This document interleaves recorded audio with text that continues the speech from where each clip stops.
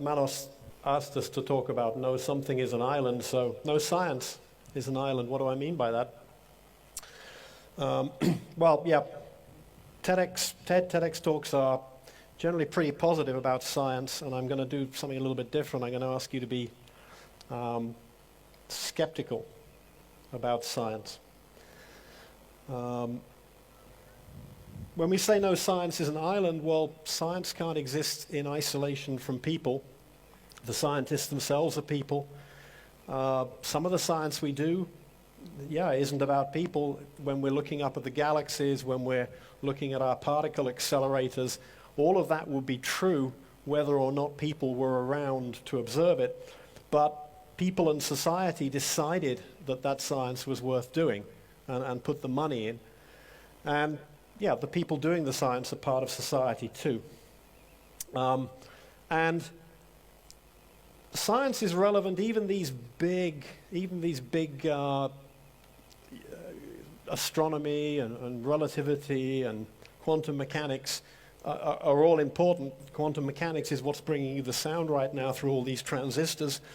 And if you didn't think relativity was very much use to you, when you drive down the street, the satellites that are sending you the GPS signal that are telling you when to turn are using general and special relativity to correct in opposite directions the signal that's coming in. So I'm not here to question science. Here is a wonderful piece of science going overhead, and we're all very happy that it works.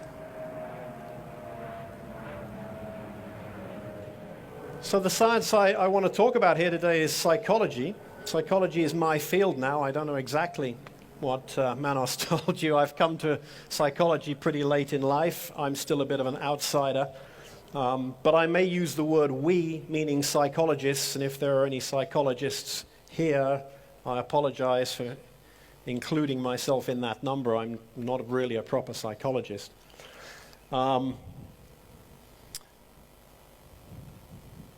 Like most sciences, psychology started off as a branch of philosophy.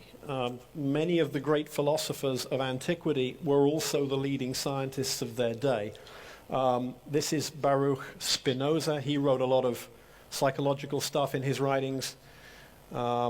This is Friedrich Nietzsche. Any of you have read any Nietzsche? There's an awful lot of psychology in there. But in the second half of the 19th century, psychology, after physics and chemistry and the natural sciences, kind of split away from philosophy. It got its own journals. It started doing scientific things like making hypotheses, making observations, performing experiments, making deductive inferences.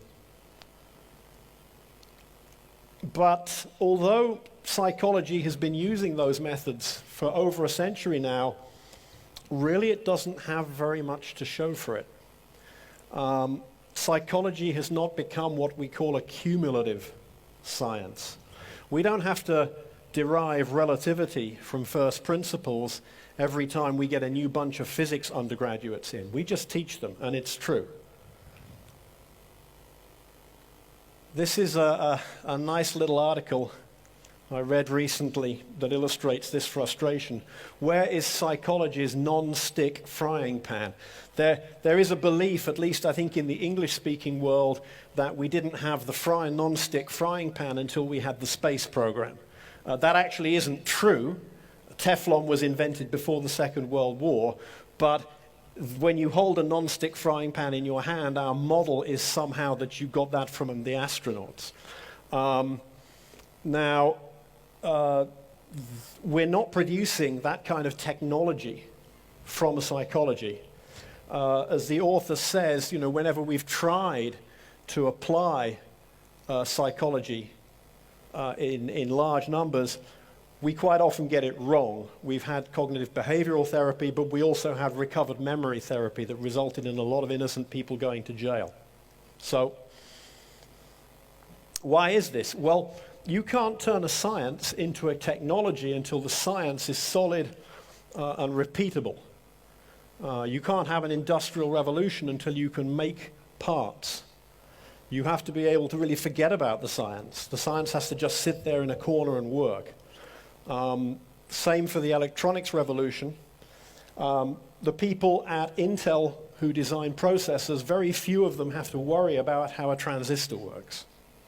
It's just a couple of lines on a diagram for them.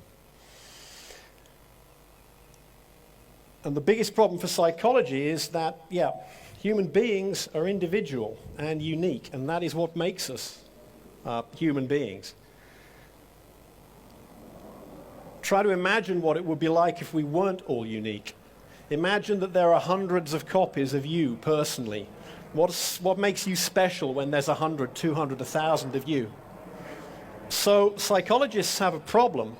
They don't want too many other differences between the people in their research, because that confuses whatever their search is for whatever little thing they're looking for today. So at some level, without them having to be evil, the success of psychologists depends on denying an amount of your individuality. So they say things like, we split our participants into equal-sized groups matched by age and sex. So here is an example of two equal-sized groups of people matched by age and sex. I don't think that's necessarily what they were trying to achieve. What happens in practice is recruiting people for psychological studies is expensive and time-consuming. So we tend to use just people who are readily available. So the overwhelming majority of people who take part in psychological studies are Westerners. 96% of people in studies are Westerners, only 12% of the population. 68% of all the people in psychological studies are American. Of those 68%, 77% are white.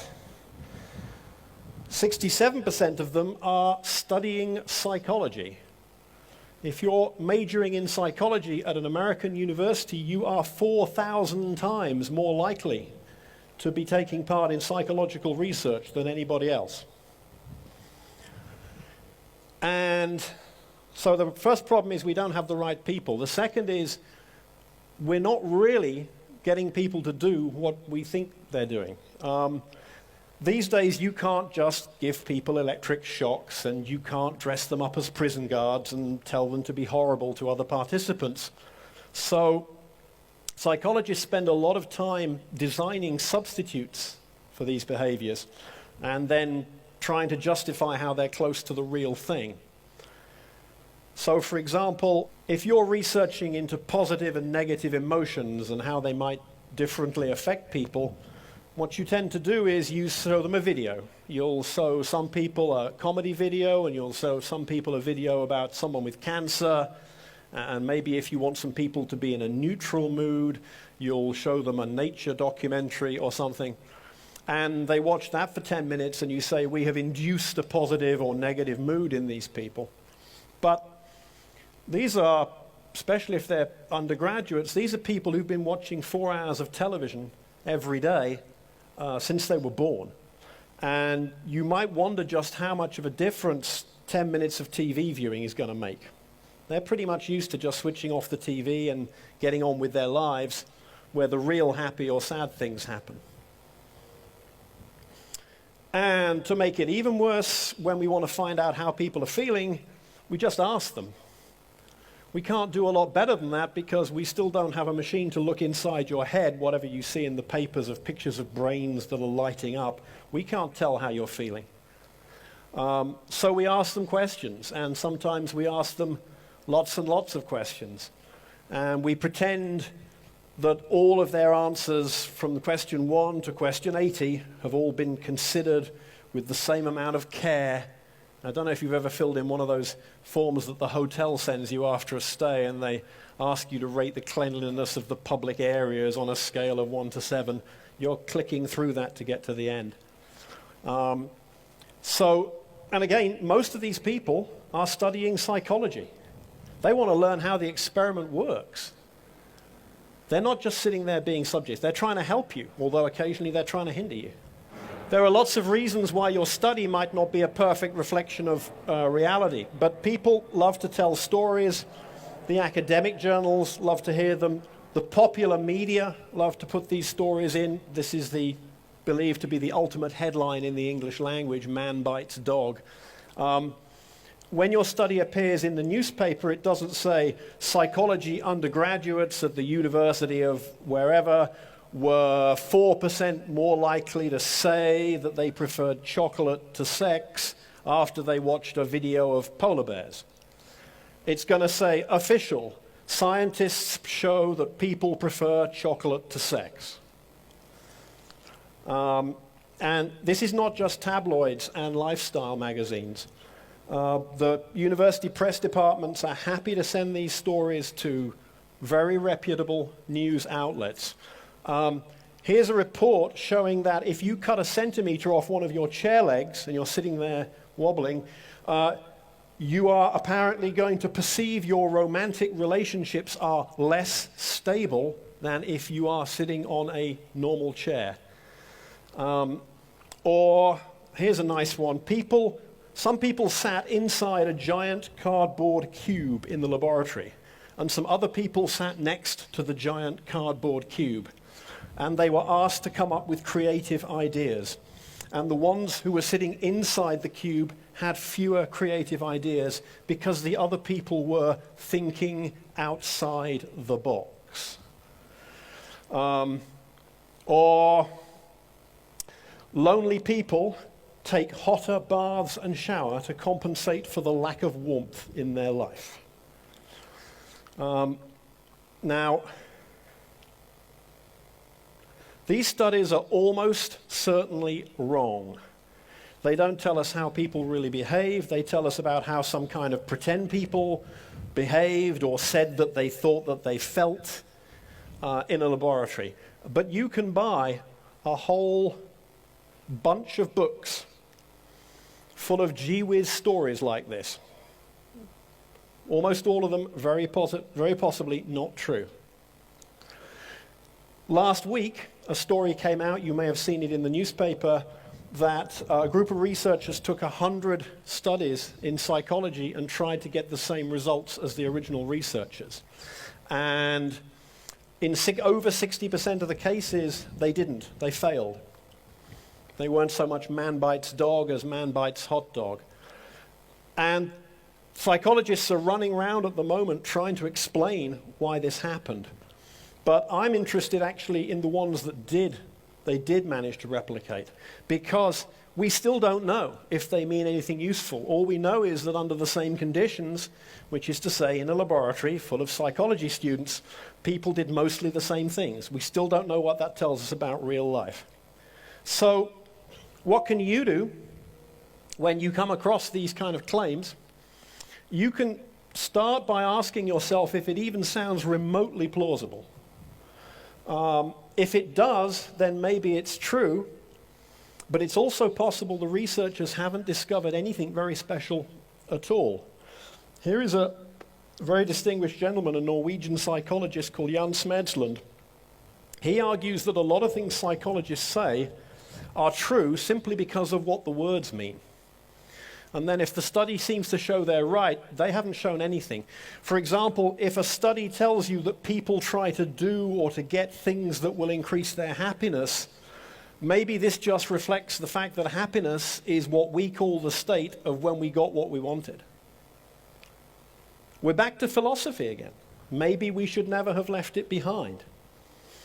If the result doesn't sound plausible, well, be prepared not to believe everything you read, even if it's brought to you by scientists. They're people too. They have ambitions. They have grants to find. They have budgets to run.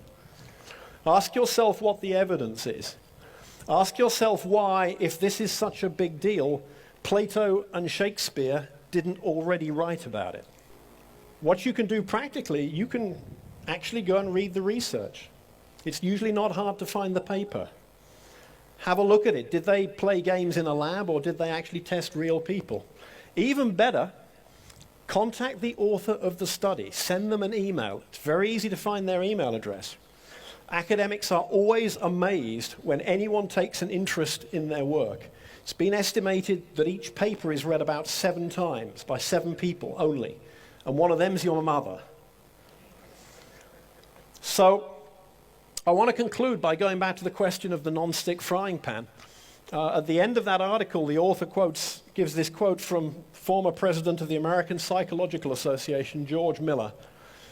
I believe the real impact of psychology will be felt not through the technological products it places in the hands of powerful men, people, but through its effects on the public at large, through a new and different public conception of what is humanly possible and humanly desirable. That was said in 1969, nearly 50 years ago. We haven't really been making much progress in that direction ever since. So maybe we need to rethink what we want from psychology. We could ask for fewer studies. We could ask for psychologists to spend more time in real settings with people from more backgrounds and cultures instead of what they currently do, which is really party tricks in the laboratory. And this is mostly funded. Almost all psychological research is funded by taxpayers' money. So we're entitled to ask for that to be done better. Thank you.